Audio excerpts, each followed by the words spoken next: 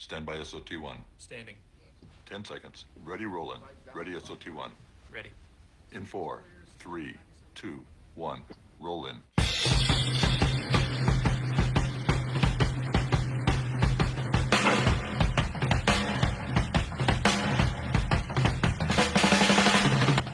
From legendary Uncle Studios in beautiful Southern California, welcome to another edition of Work Comp Matters, the central location for you employees, you employers, and of course, we haven't forgotten about you damn independent contractors. And now, here's this week's edition of Work Comp Matters. And good afternoon, everybody. Welcome to another edition of Work Comp Matters. Yes, we are late. We are about 10 minutes after 12 noon, where we normally start. And you know what? That's one of the repercussions of doing a live podcast on mancavepodcasting.com. If you want to do your own podcast where all you have to do is talk, anywhere in the world, all you need is a smartphone or a computer. mancavepodcasting.com. We'll stream it live.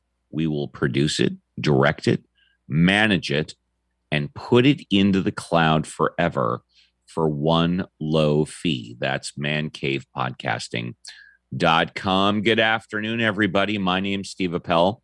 It's a pleasure to have you here. I'm joined by the madman across the water, the socialist voice of reason, Mr. John Scalia. We've got a lot of stories in the news today that we believe interest you employees, employers, and of course, we haven't forgotten about you damn independent contractors. Our main story today is the Kaiser strike. This arguably affects up to 300 hospitals in California, if I got the number right and it's not a typo. It arguably affects up to 50,000 employees in California, if I got the numbers right and there isn't a typo. And I want to go to my partner out in, sorry about that, everybody. I want to go to my partner out in Munich, Germany, Mr. John Scalia, who's going to give us the first story of the day regarding Kaiser. John, take it away. Strike at Kaiser Permanente averted 2 days before deadline. Hospital workers and management at Kaiser Permanente, one of the nation's largest healthcare systems, reached a labor agreement Saturday, 2 days before nearly 32,000 employees were set to strike over a proposed pay system for future hires. The strike would have been one of the largest in the American healthcare industry and in California more broadly in recent years, affecting more than 350 facilities in Southern California and other locations in Northern California, Oregon, Washington, and Hawaii. The core of the disagreement between labor and management came down to two issues: raises, how unusual, and a proposed two-tier pay system in which employees hired after 2023 would be paid according to a lower wage scale than current employees doing the same jobs. Kaiser Permanente management had stuck with that proposal for months, which called for paying new hires 26 to 39% less than current employees, arguing that the measure was necessary to lower labor costs and prevent higher costs to Kaiser members down the line. The article goes on. Basically, management caved. Management gave in gave the current employees raises and gave up. John, I hate to interrupt. Doesn't management always cave in these strikes? I mean, they may have scabs, they may have picket lines, but in the end, doesn't always management cave? Or am I just coming out of left field? You're coming out of right field. Go ahead, John. No, actually, Southern California is a perfect example of where management doesn't always cave. I mean, I don't know if you remember. I know you do. You remember the food clerk strike years and years ago? I mean, basically, management crushed that union in Southern California. And as I refer to ancient history, the LA Examiner basically went bust because they kept fighting the union and wouldn't give up at all. You mean the Herald Examiner, right? Yeah. Yeah. Right. Go ahead. So all I'm saying is, yeah, no, in this case, I think what happened, it's interesting. The reason that happened now, I think, is because of the labor shortage due to COVID.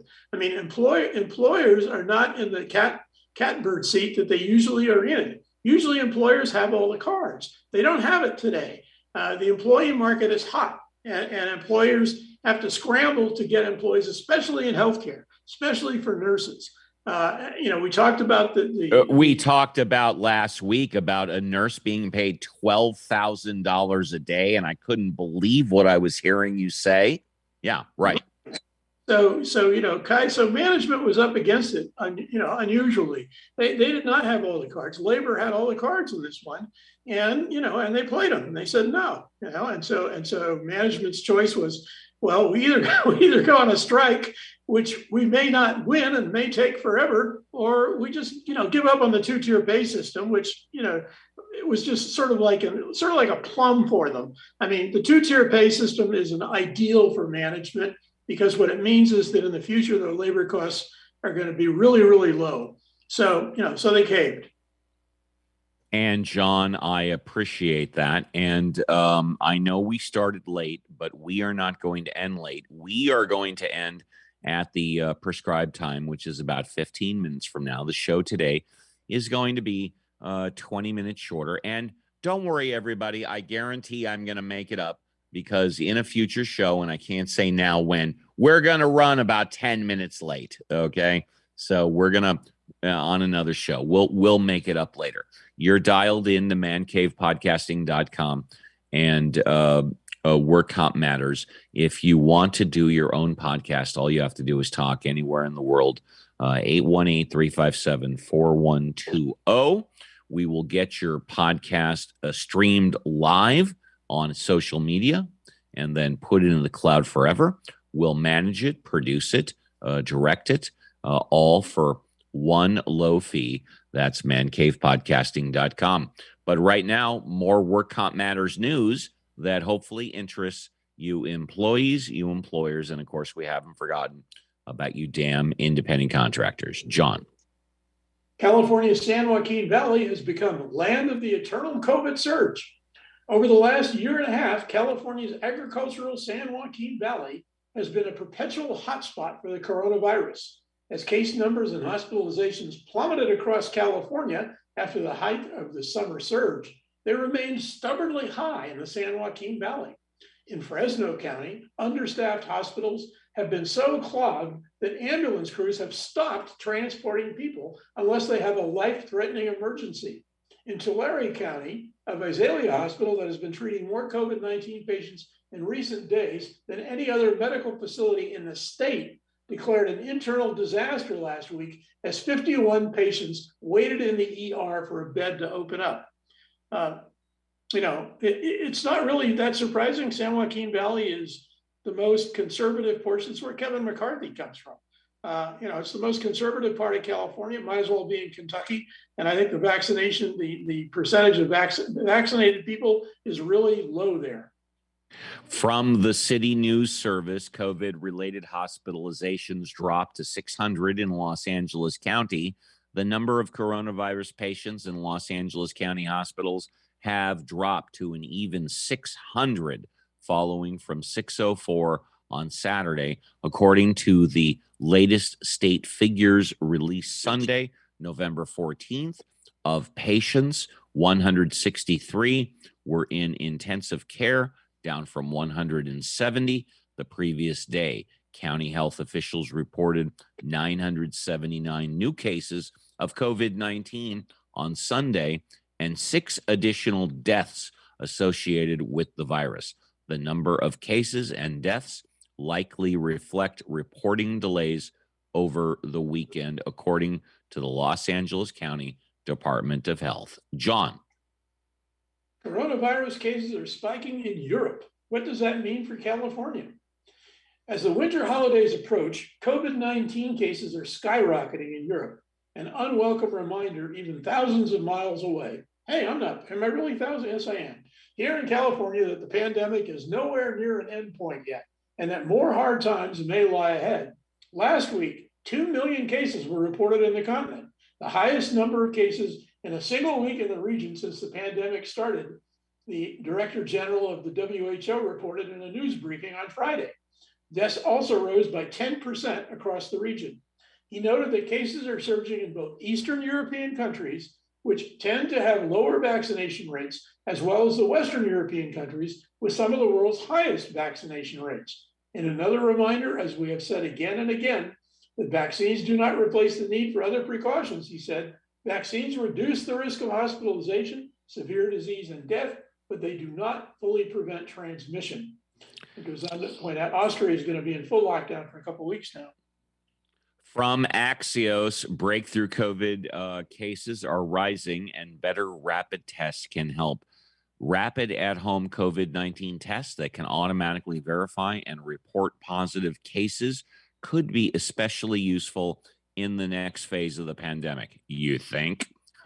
As breakthrough cases rise with the inevitable waning of vaccination-induced immunity, cheap, plentiful screening tests that automatically send results back to health authorities could keep infections down while allowing full reopening. Yeah, the only problem is, didn't they just recall a couple of million of those in-home tests or something like that because of their inaccuracy? Or again, am I coming out of left field here? Oh, no, you're right. You're absolutely I love being right, John. Thank you. correct. You are correct. Yeah, they did. Just go, yeah. In fact, it looks like some places in Germany now, we used to be able to get a free COVID test. In fact, I took one before I was fully vaccinated. It looks like some of the places are starting to get them back. Actually, Munich has quite a few cases now, which surprised me because the biggest rise is in the German state of Saxony, which is the old East Germany. It's where Dresden is. And those commies don't trust the government at all, even though they're now part of Germany.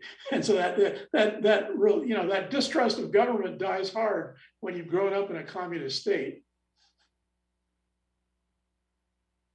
Okay, Los Angeles firefighters denied delay on COVID vaccine mandate enforcement. A judge on Friday, November 12, denied an attempt by the LA City Firefighters Union to get a temporary restraining order to delay enforcement of a mandate requiring employees to be vaccinated against COVID-19. LA Superior Court Judge Mitchell Beckloff instead scheduled a hearing for December 2 on whether a preliminary injunction should be issued, saying that waiting another 20 days was not likely to be seriously detrimental to the United Firefighters case. This is an example. I've represented the county of LA and the city of LA against plenty of firefighters and plenty of cops. I've also represented firefighters and cops. These guys actually are super spoiled. I mean, they are in an employment system that can only be characterized as total, complete socialism, even though they would have a heart attack at the mention of that word. The employment system they're in is cradle to grave, and they are, mollycoddled every step of the way. And this is just an indication of how they think they are so special that society's rules should not apply to them. Case closed. From the Los Angeles Times, recovered from COVID-19, Garcetti to return to Los Angeles on Tuesday.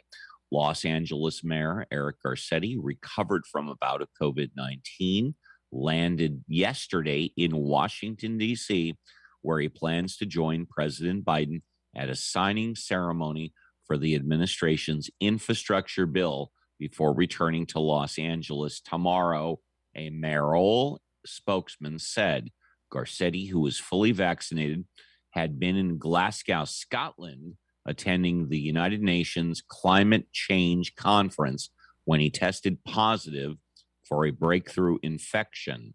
Garcetti had a fever and symptoms of head cold and isolated in a Glasgow hotel room, he told his staff. And of course, you may all remember that Garcetti was nominated by President Biden to be the United States representative to India. I don't remember Garcetti ever commenting publicly on whether he accepted the position or declined the position. And I think it was the second time since the COVID-19 pandemic occurred in the past 18 months that President Biden had nominated Garcetti for a national position representing the United States. And I just don't get it. I mean, Garcetti, I don't understand. John, you're in Munich, Germany. You have any knowledge on whether or not Garcetti has accepted or declined his position for the United States ambassador to India? That's what Biden nominated him for. Yeah, everybody assumes he's going to accept or has accepted. I mean, I think it's obvious. I mean, it's a prestigious post. I don't think he's qualified for it, but that never stops an American president from appointing an ambassador. Qualifications are about the last thing that matter. Gee, with all the homeless and the taxes and the trash and the crime and everything that's going on in beautiful Southern California in the municipality of Los Angeles. But go ahead, John. Yeah, well, now he's there as the ambassador to India, and he can stand along with India as they, along with China, Russia, and the United States, make sure that the rest of the world just chokes on their effluence. And so, the good thing that Cop Out 26 did was it made sure that all the polluting countries were not going to guarantee anything that produced any substantial change in the deterioration and eventually the elimination of the environment. And don't get me started on Governor Gavin Newsom, the Gav, about him planning to attend that COP26 conference and then suddenly, without warning, canceling it, waiting or being off the grid or arguably for 12 days, and then coming out and saying, well, the reason why I canceled it is because my children wanted me to go trick-or-treating with them. Well, why did you wait 12 damn days to say that? Why didn't you just say that November 1? But you know what, John? I don't have all the answers. No, but I think that's a good question. I mean, it's utterly absurd that he did that and why he was going. I mean, I can understand the rationale for him going there. California's economy deserves a seat at the table. No question about that. And California, and I can understand why he didn't go, assuming what he's saying is true. I mean, what? A maximum 3 hours of trick-or-treating, not to leave the country, not to represent the United States, to arguably go off the grid for 12 days because your kids wanted to trick-or-treat with you. John. Yeah, maybe he went back to the French Laundry for more dinner. I mean, I'm sorry, but sometimes you got to wonder about a public figure when they do something that is obviously going to subject them to well-deserved ridicule. Yeah, so I mean, it's a comedy act. There's another. You want to read another article? Another news article? Well, you can take the last news article, or I can. I have one left, but go ahead and take the last one, and then we're going to close the show on schedule, even though we started about 9.5 minutes late. But hey, that's what you deal with when you deal with a live podcast. Go ahead. Faculty members take issue with test-only COVID policy at Modesto Junior College. Faculty members at Modesto Junior College are worried about the risks of teaching classes with a mixture of students who are vaccinated and not vaccinated against COVID-19. Isn't Modesto and San Joaquin? It's in one of those backward counties. As Isaiah Salah, a humanities professor and president of the MJC Academic Senate, told Yosemite Community College District trustees, that's Yosemite, Wednesday that a test-only program approved by the board October 20 places in peril the lives, livelihood, and future of students, faculty, and administrators and their families. So there you go again. It's politics interfering with public health. I don't blame the faculty for saying we don't want to teach in that kind of environment. Who can blame them? There's no excuse for it except cowardice on the part of American politicians and bending to the will of anti-vaxxer lunatics. And John, I'm going to take the last story of the day from the Bay Area News. I think all of us as Americans, well, for anybody in the world, we love when a pill can cure our ills. And there were a pill cure our ills. And there was talk that if you're diagnosed with COVID-19, you take a pill and it takes care of it. Well, from the Bay Area News this morning, COVID-19 antiviral pill could be out. Penicillin moment. Until now, antiviral drug research has been a place of broken dreams and abandoned efforts, with few success stories to rival the miracle cures of antibiotics. But with the creation of pills to kill the COVID-19 virus, the field may now be nearing its penicillin moment. Two new oral medications made by Pfizer and Merck, convenient to take at home for only 5 days, offer a remarkable 50 to 89% reduction in hospitalization and death in high-risk people if given soon after the infection takes hold, according to company data. And so from the Bay Area News Group, COVID-19 may be soon. You just take a pill after you get it. But I don't think anybody is saying, don't get vaccinated, don't get your booster. And that's what I got for that. John, we're ready to close the show. Burning desires and last minute thoughts, please. No, it's just, it's more than usual. The good news was Kaiser averted a strike. That's probably the most positive news item today. And that's a good thing for all the people who go to Kaiser. Absolutely. And we thank you very much for listening to this edition of Work On Matters. Sorry for starting the show 9 minutes late, but you know what? That's the risk you take when you're streaming a live podcast. For Scott Walton of legendary Uncle Studios, John Scalia out in Munich, Germany, all the good people back at the workcompcentral.com, and my empire, mancavepodcasting.com. My name's Steve Appel. We'll see you again Friday, 12 noon live for another edition of Work Comp Matters. Take care, everybody. Bye-bye.